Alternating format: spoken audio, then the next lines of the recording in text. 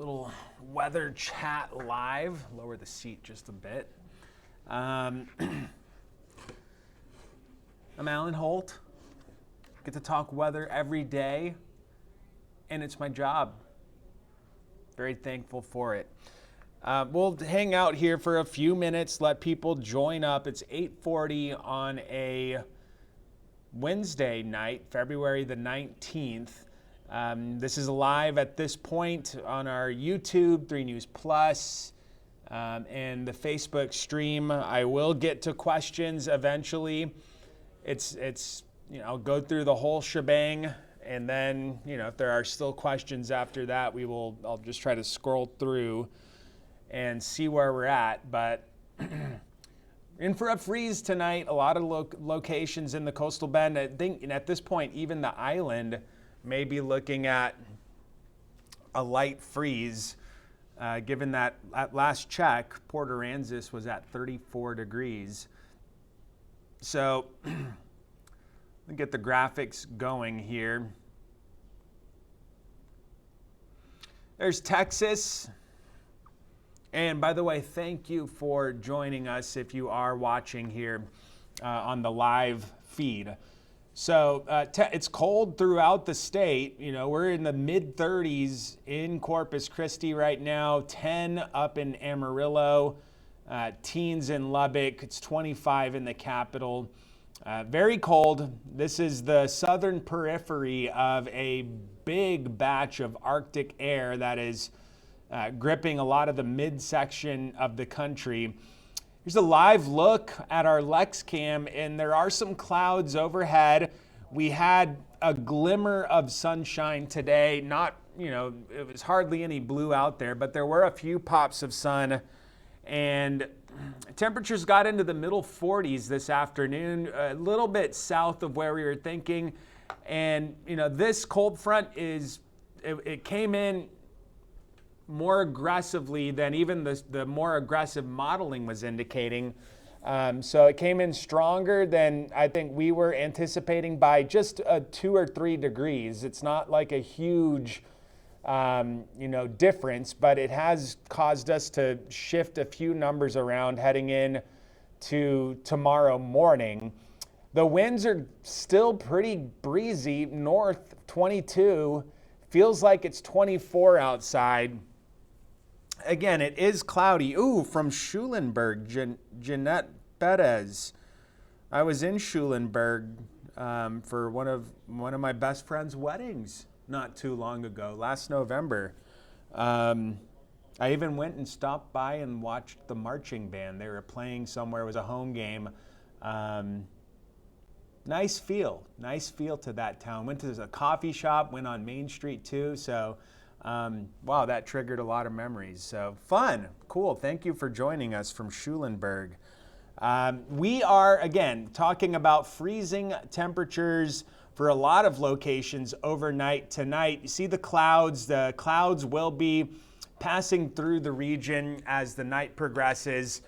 And, temperatures are already freezing in some spots. So Mathis, Sinton, Beeville, all coming in at or below freezing. Port Aransas, a bit of a surprise at 34 degrees. I was thinking, there may be a little bit more Gulf influence there, the way you're seeing at the Naval Air Station in Flower Bluff. I was thinking Port Aransas would be more in that category, but Port Aransas is, coming in mid-30s right now, 1 degree colder than it is out at the Corpus Christi International Airport. So I did adjust that forecast to account for that reading that I'm seeing right now. We'll get to the numbers here in a second. But with, most of the area is going to observe some variety of freezing temperatures tonight. There is a freeze warning for the entire area. This is from the Weather Service. They do not have any of the barrier islands highlighted. There may need to be an adjustment there, just given what I'm seeing right now in Port Aransas. So freeze warning area-wide, that's going to be in effect officially at 9, but some locations are already into that freezing territory.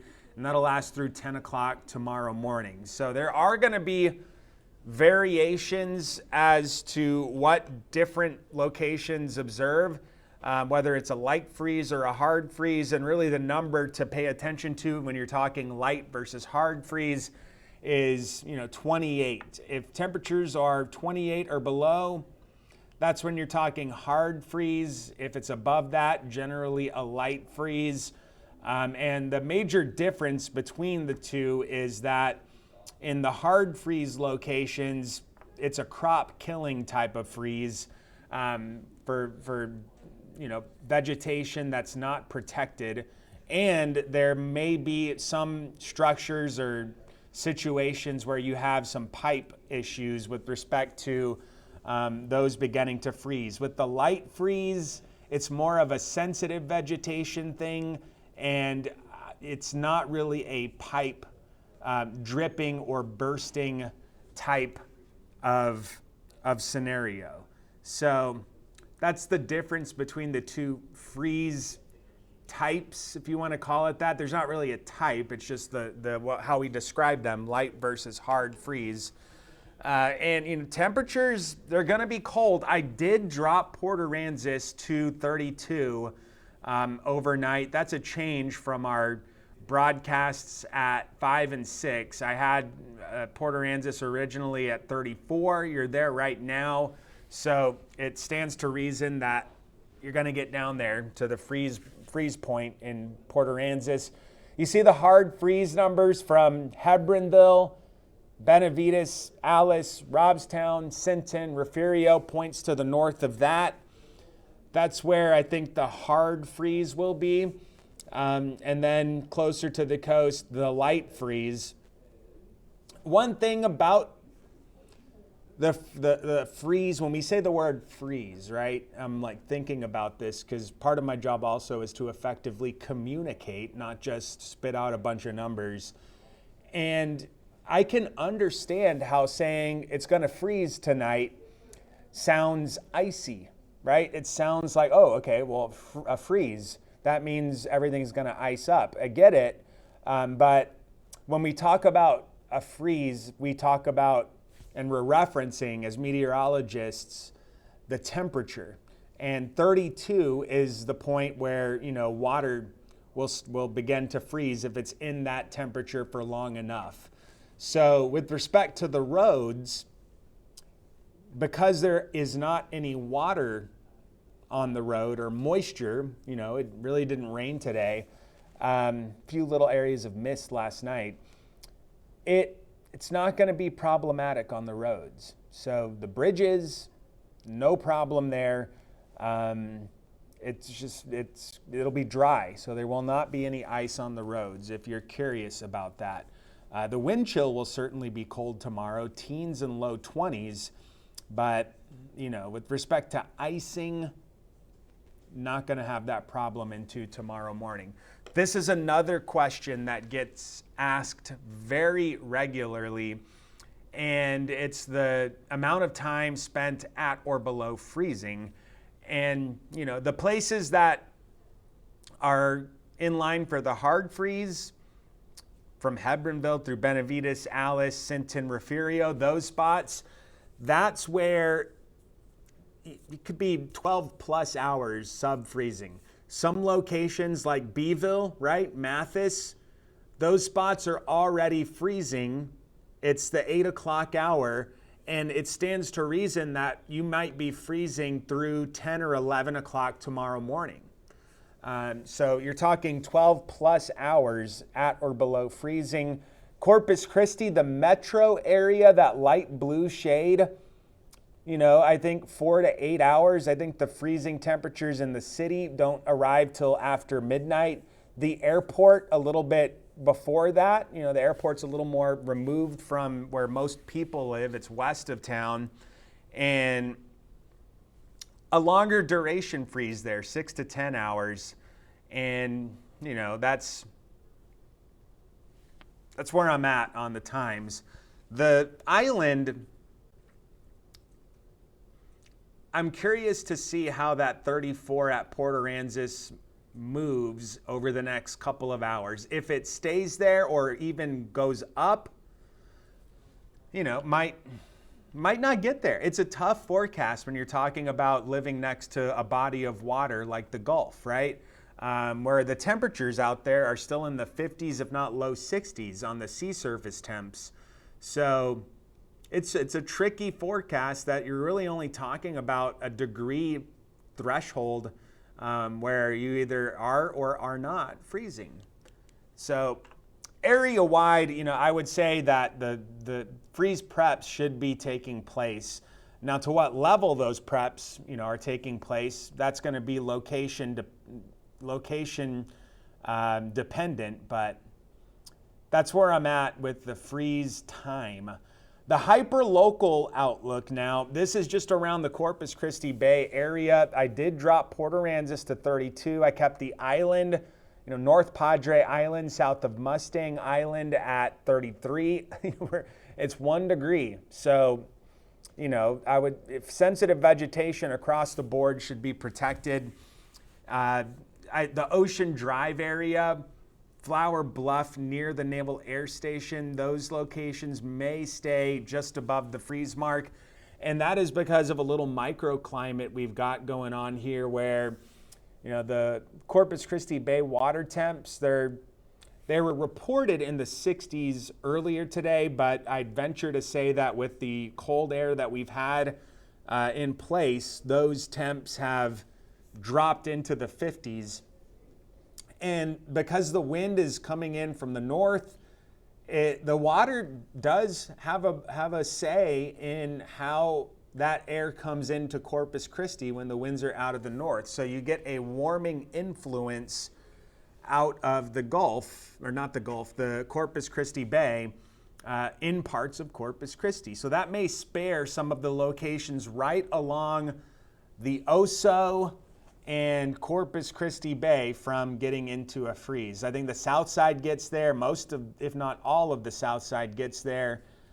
The airport gets there. Downtown Corpus Christi is going to be close because there's not as much influence on that wind coming in over the Corpus Christi Bay.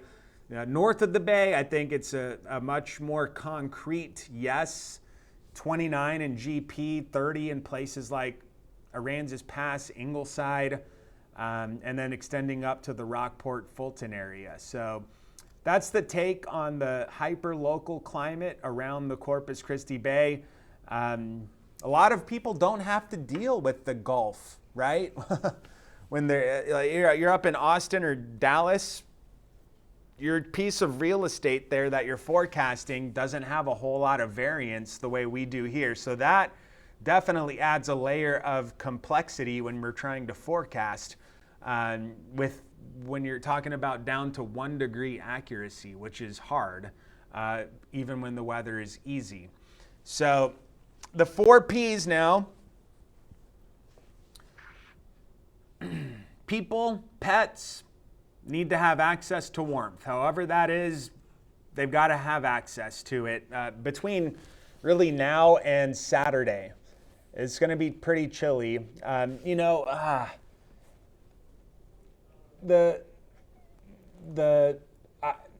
wouldn't base, whether it's cold or not on whether or not a freeze warning is out in a situation like this, right? So the wind chill values are going to be well into the 20s tomorrow morning and Friday morning, maybe even Saturday morning, even though the air temperatures won't be freezing. So by Friday morning, Saturday morning, we're in the middle 30s with those wind chill values in the mid 20s, compared to tomorrow morning where we're upper 20s, low 30s, and wind chill values in the teens and low 20s. So what I'm trying to say is have access to warmth for sure through Saturday. The plants protected, especially sensitive plants, covered, brought inside, whatever you got to do now through tomorrow morning. I learned via Facebook comments that even just high wind coupled with middle 30s can do some damage. Although the plant will not freeze, it has some wind damage, and that's just what was being commented. I'm not sure about that. I do know that you have to hit 32 degrees on the air temperature for things like plants to begin reacting by freezing. So pipes, we've got a Facebook post and an article on our website about the pipes, and this is a very nuanced thing. I'm not going to be able to sit here and say that everyone needs to do the same thing given the forecast, right? If you're in a slab house where the only exterior pipes are the water hoses outside, all you really have to do tonight, my opinion, is cover those exterior spigots. I don't think that you need to drip. If you're in a slab foundation type of house, just cover the exterior pipes. If you're in a pier and beam house and you're watching from Corpus Christi, I'm talking to myself here. That's what I have, a pier and beam home where there are exposed pipes under the house, maybe exposed pipes up in the attic that's not heated, and you have the exterior hoses, right? So my thinking there is, again, this is straight up from here. This is not right now, like that I know of, written in a textbook. This is just from experience. So pier and beam homes where you have some pipes that may not be completely protected, I think that a good metric would be that if you're in that hard freeze range, you're getting down to 28 or lower for several hours, that's when you would need to think about dripping one faucet that's the furthest away from your water source with just the cold lever, the cold side of your faucet. You don't need to turn the hot water on with it. It's the movement of water in the pipes that helps mitigate the freeze risk. So that's where I'd be on a pier and beam. So for me tonight, I'm probably not going to drip. Everything's wrapped up, but I'm not going to drip. I don't think it's warranted. And even if I decided to drip, let's say I go home and I said, no, I'm going to drip tonight, right? It's a slow drip. Like we did this last night.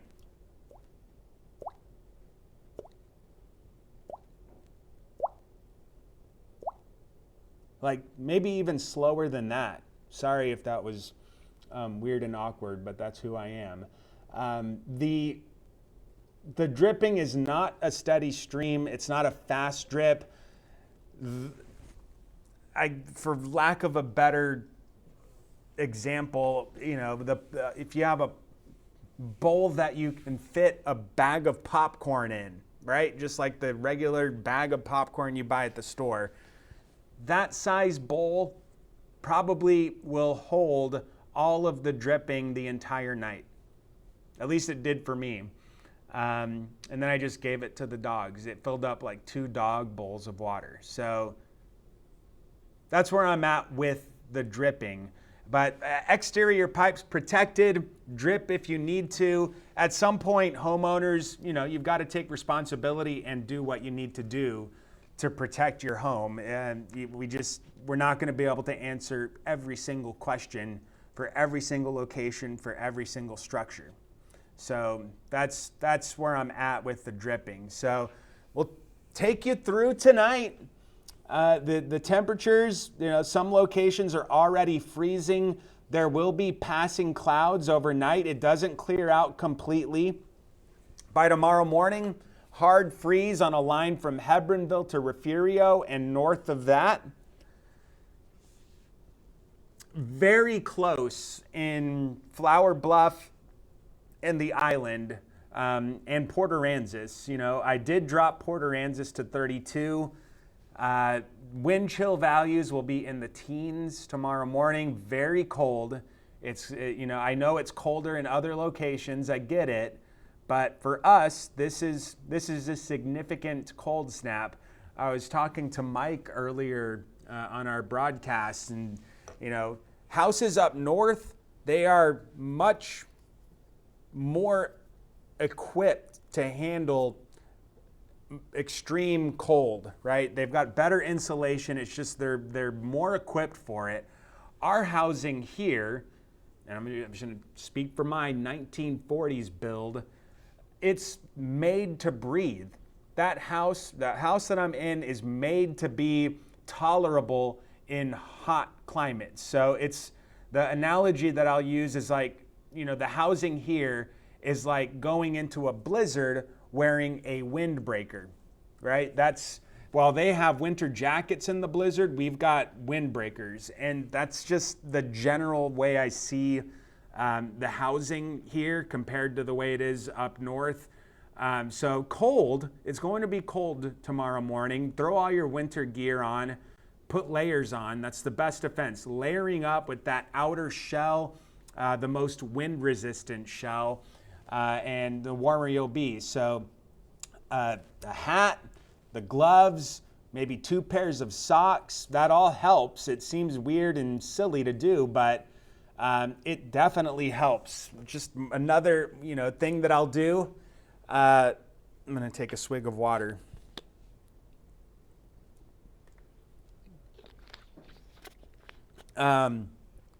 Another thing, so I'm a golfer, big time golfer. I love to play.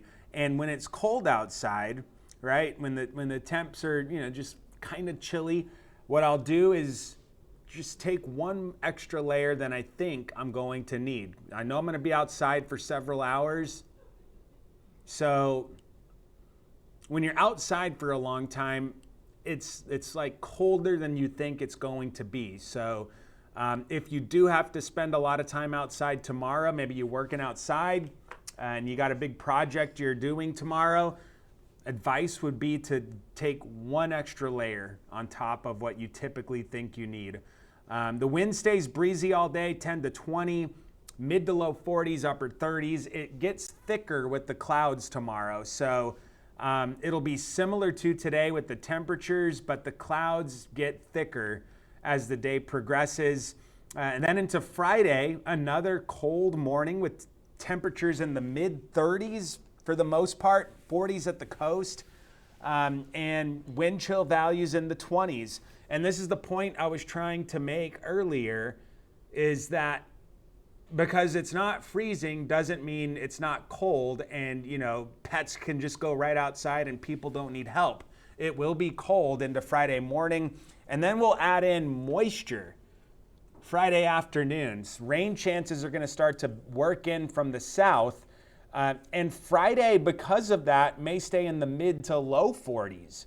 So we're talking, it will be very cold here, and rain is going to start to work into the region. So that starts happening Friday afternoon/night. I've got us at scattered activity around 40%. I think it will rain Friday, so maybe that percentage should be higher, but I think the chances will come after most of the day is over. So there's some play there mentally with how I'm representing Friday's rain chance. Saturday, it just looks like off and on light rain, like drizzle, mist, light rain, off and on throughout the day. Saturday, just a dud of a weekend day. Then Sunday, we get a little payoff, some lingering morning showers. And I think those morning showers, again, are likely. And this is how, again, I'm into the communication of how this all looks and plays out, right? So I do think there's a really good chance for rain Sunday in the morning, but it will not rain all day. In fact, Sunday afternoon looks really nice, mid 60s with some sun. So when in actuality, I think there's a decent chance, like a good chance for rain really early Sunday morning through about sunrise, say. Most of the day is going to be nice, so I put the 20% there. I'll fine-tune this with the actual times and some ups and downs, but that's the general idea, the thinking right now. A couple tenths of an inch, this is not a huge and big drought-busting type of rain that's going to be happening. So The culprit will be something that's been happening with almost every cold front we've seen come through here this weekend. It will retreat to the north, and a coastal low will develop off of the tail end of it. So as that starts to get closer to us, it will raise the rain chances. 40s Friday afternoon. Look at what happens into Saturday morning. Some pink hues showing up there on our in-house modeling, and that would be a transition to freezing rain or sleet up near San Antonio and north. So that's not for us at this point. Our temperatures look to stay above the freeze mark in South Texas and the coastal bend. If that changes, we would adjust. But right now, again, mid-30s is what we're thinking into Saturday morning. And you'll see how that rain stays around. You'll notice how the modeling got a little bit different from Saturday morning to Saturday afternoon. It's not as clear. That's the changeover from high res to the longer range global modeling. So, you know, because we're getting farther out in time, you don't get as much clarity in the data. That should say on the bottom bullet point, wind chill in the middle 30s Saturday afternoon. That's not air temperature. Wind chill in the middle 30s. But again, damp, off and on, light rain.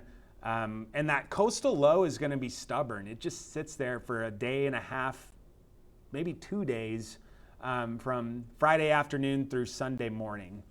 So that finally works away, but not before, again, a little bit more Sunday morning. It'll be lingering in the early morning, and I think we're in the mid 40s on Sunday morning before warming into the middle 60s in the afternoon, and sunshine comes back. So that will feel very nice. This is how the 7-day looks. We've got the 4-day cold snap. Today was day 1, 3 more weather impact alert days. Thursday is going to be for the freeze. Friday is going to be for the wind chill values in the middle 20s, coupled with the rain chance in the afternoon and night. Saturday's weather impact alert will be primarily for the rain chance, and then we drop it into Sunday.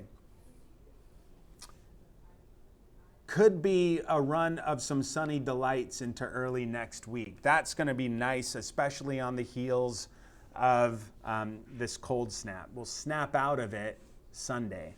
I'll see if I can answer some questions.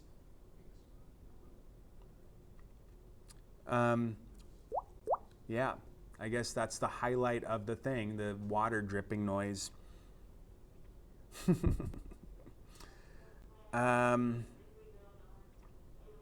I'll try to, just scroll through here, see if I can get the questions. Ooh, David McGuire, that's a good comment. My poor banana plant, planted it a few years ago because I didn't think it got this cold here. And we freeze, it's an interesting, perspective and comment. We do tend to freeze several times each winter. So, yes, it does get cold here. And so, this February freeze is not all that abnormal. This is par for the course, golf talk. These parts this time of year.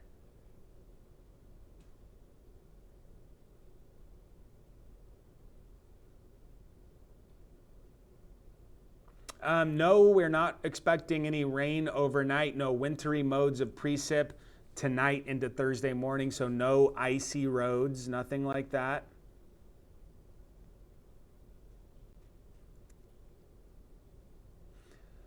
Mark Pena asking, is this going to be worse than the freeze in 2021? No, not anywhere close to that. And that one also was exacerbated by the loss of power. So your home didn't have the internal heat. Some of your homes didn't have the internal heat to keep pipes from having issue. So, the power loss in that event made it way worse than it already was. So that's a good question there, Mark. Mike just walked by. He's dropping in. He's dropping in. Here, come on. We'll go up full cam. Your microphone works here. Yeah, full cam. Remind folks to bring their pets in. Yes. It is required. If the feel like temperature is 32 or below, you have to bring your pets in. I know you've been hammering on that. Yeah, let's see what it's going to be. So is that a legal thing? Yeah. Okay. Yeah, you can be cited, I think, otherwise. It's a city ordinance. Wow, Yeah. we're getting the real scoop here from across the board. Here it is. So the wind chill is going to be. Oh, wait, the people can't see that. They can see us. They can see us. They can only see us here. Not Now the best now they thing. can There we see go. it. We can go back to. There we go. Yeah. So the wind chill values tomorrow morning, 18. Yeah. The light blue number. So But animals. it's that feel like temperature. If it's Yeah. 32 or below, it's an ordinance. So- You got to bring them in. So they're going to be in through Saturday, Wow. even though there's no freeze warnings after tonight. Yeah. Yeah. So interesting. You Yeah. got to make sure they're warm, whatever that takes. Yeah. Do Yeah. it. I mean, that's what you want to do anyway. You know, be a responsible pet owner. We harp on that a lot, so try to do that. And it doesn't have to be inside. You can have a dog house with Yeah. a heat lamp, as long as they have access to Yeah, warmth. you just can't leave them out in the cold. Okay, So yeah. there you go. I've added my 2 cents. There you go. Good luck. Yeah. Let's see if we can get into some more questions here. Scroll back up. From Leslie and Adrian Chapa. Will this be the last, quote, cold snap of the winter? When was the last late freeze? Good question. The latest freeze on record in Corpus Christi is March 31st. I believe the year was 1987 of that one. You know, there's going to be more cold fronts that come through here. It's hard to say right now that this is the coldest it's going to be for the rest of, you know, the winter season. It's the odds of freezing temperatures, I'll put it this way, tend to decrease the more into February and March we go. So this could be, but I'm not going to sit here tonight and say that this is it. I will say that the trend into March looks fairly warm. And with that, it'll, you know, the more into March we go, the less the odds and the lower the odds start to go. Jerry Perkins, are we going to have trouble to get into Corpus Christi tomorrow? No, freezing temperatures does not, that alone doesn't mean the roads will be problematic. There has to be water, moisture on the roads. That's what's turning to ice when the freezing temperatures are present. The road itself is not freezing. There's got to be rain or moisture on the road for there to be icing that is happening while temperatures are 32 or lower. So I've gotten that question a lot. We've already gone through the dripping pipes. Yeah, I would. Anna, can you post the weather impact story? We're gonna. Okay, thank you. That's our digital director, Anna. We got a good team over here. The dripping question. We've got several articles on that. You know. So we'll do that. That link will be on there. Another question, what about from Corpus to San Antonio? Again, without rain, the roads don't freeze. The roads will remain dry. So even though temperatures are in the low 20s, let's say they're in the low 20s, the roads will still remain dry. The concrete and the asphalt doesn't turn to ice. It's when you have rain or moisture on top of that road surface, that's when you have problems. So we'll look at the future cast here. No rain, you know, all day tomorrow. No rain from here to San Antonio, it looks like. So shouldn't be problematic in that department. School gonna be canceled? No. Again,